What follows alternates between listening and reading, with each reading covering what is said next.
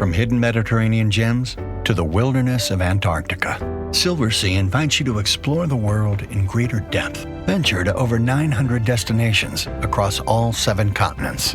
On board small ships that set the standard for elite ocean travel, every journey opens doors to extraordinary discoveries. And wherever you sail, you can expect the same Silversea promise: unrivaled service, unmatched comfort, and unforgettable memories. Visit silversea.com to learn more. Hello and welcome to The Morning Five. I'm your host, Michael Ware, President and CEO of the Center for Christianity and Public Life. Today is Thursday, May 28th. Let's start with a reading from Luke 15. There was a man who had 2 sons, and the younger of them said to his father, "Father, give me the share of property that is coming to me." He divided his property between them. Not many days later, the younger son gathered all he had and took a journey into a far country, and there he squandered his property in reckless living. And when he had spent everything, a severe famine arose in that country, and he began to be in need. So he went and hired himself out to one of the citizens of that country, who sent him into his fields to feed pigs. And he was longing to be fed with the pods that the pigs ate, and no one gave him anything. But when he came to himself, he said, "How many of my father's hired servants have more than enough bread, but I perish here with hunger? I will arise and go to my father, and I will say to him, 'Father, I have sinned against heaven and before you. I am no longer worthy to be called your son. Treat me as one of your hired servants.' And he arose and came to his father. But while he was still a long way off, his father saw him and felt compassion, and ran and embraced him and kissed him. And the son said to him, 'Father, I have sinned against heaven and before you. I am no longer worthy to be called your son.' But the father said to his servants, 'Bring quickly the best robe and put it on him. Put a ring on his hand and shoes on his feet. And bring the fattened calf and kill it, and let us eat and celebrate. For this my son was dead and is alive again. He was lost and is found.' May God bless the reading of his word." Friends, thank you so much for joining us today. We're, believe it or not, the end of another week of the Morning Five. Let's catch up on the news. First, President Donald Trump said his potential deal with Iran isn't contingent on the timing of the upcoming midterm elections. "They thought they were going to outweight me," Trump said yesterday during a cabinet meeting. "I don't care about the midterms. People understand it." He added that he isn't satisfied with the draft of an agreement with Iran, but "we will be. Either that," Trump said, "or we'll have to just finish the job." Next, for today's updates, officials in Alabama requested the Supreme Court review and lift a lower court ruling that blocked a congressional map that would likely eliminate one of the state's Democratic House seats. Alabama Attorney General Steve Marshall filed the emergency appeal after a panel of judges ruled the map unconstitutional by violating the 14th Amendment and discriminating against African Americans. Marshall argued that prioritizing keeping districts in a form that preserves a certain race's political party is instead declining to intentionally discriminate. Drawing an additional race-based district came at the cost of sacrificing communities of interest, the filing argues. Alabama asked the Supreme Court to weigh in by Monday. Now, let's get into today's main story. With primary elections well underway, we're getting a better sense of what November's midterms will look like. And we thought we'd share a few Senate races that we'll be watching and see how they develop. In a later episode, we'll take a look at House races, gubernatorial campaigns, and some interesting state-level referendums.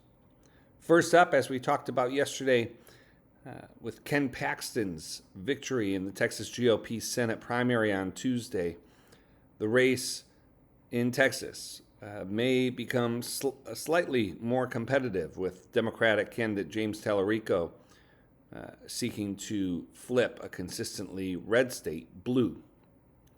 Democrats have talked about flipping Texas for well over a decade, though candidates like Beto O'Rourke have failed to succeed in that effort. Tallarico is a progressive Presbyterian seminarian.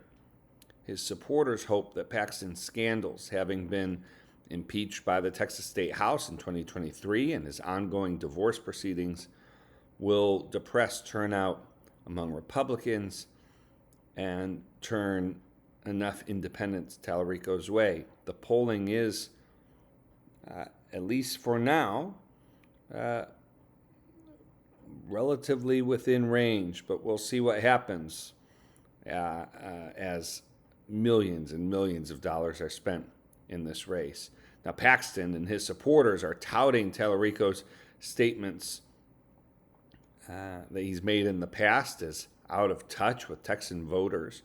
Yesterday, Tallarico said some of his past statements, quote, missed the mark, but accused Paxton of intentionally clipping my cringy comments to distract from his career of corruption. In light of Paxton's victory, seeing him as a weaker Republican candidate than incumbent John Cornyn, as a vulnerable Republican candidate, the Cook Political Report moved Texas from likely Republican to lean Republican, meaning that at this point, the Cook Political Report still sees the Senate race as leaning in, as likely really to be a Republican victory, but far, far from certain. We're also tracking the North Carolina Senate race, which is widely seen as the most likely state to flip. Incumbent Republican Senator Tom Tillis is retiring. Former Republican National Committee Chairman Michael Whatley is competing against the former North Carolina Governor Roy Cooper to fill the seat.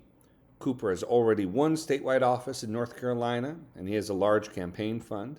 Since the start of the year, various polls in North Carolina have consistently shown Cooper leading the race, with his advantage varying between 3 and 14 points. Cooper has focused on an economic platform on the campaign trail. Most everywhere I go, folks are telling me that they are getting squeezed at the grocery store, Cooper said recently. I think North Carolina families have had enough, and they're going to tell us at the ballot box come November. Another competitive race is unfolding, potentially competitive race is unfolding in Ohio, where former Democratic Senator Sherrod Brown is trying to return to the Senate after losing re-election in 2024. He's competing with Senator John Husted. Polls there show a tight race, with the candidates either tied or having slight leads over the other at various points since the start of the year. When he served in the Senate, Brown often focused on economic policy, taking a more populist, worker-oriented approach to major debates. Husted, meanwhile, currently serves on the powerful Appropriations Committee. He was previously an Ohio state senator and later the state's lieutenant governor. Now, because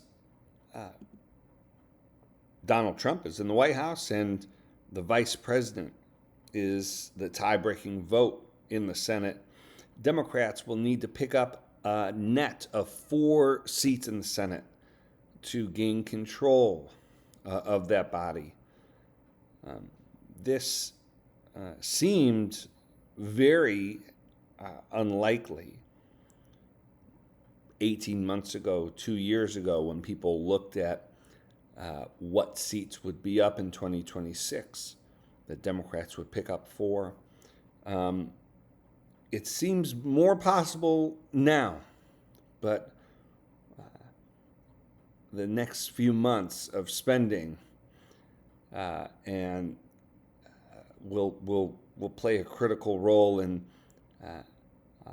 setting the stage for what might be possible as early voting begins in the fall. All right, with that, let's close with prayer. Dear Father, always near us, may your name be treasured and loved. May your rule be completed in us. May your will be done here on earth in just the way it is done in heaven. Give us today the things we need today, and forgive us our sins and impositions on you, as we are forgiving all who in any way offend us. Please don't put us through trials, but deliver us from everything bad, because you are the one in charge, and you have all the power, and the glory too is all yours forever, which is just the way we want it. All right, friends, thank you for joining me today. As always, The Morning Five is brought to you in partnership with the That Sounds Fun Network, supported by the Center for Christianity and Public Life. If you'd like to learn more about our work at CCPL, you can visit ccpubliclife.org. Hope you have a tremendous Thursday and a great weekend.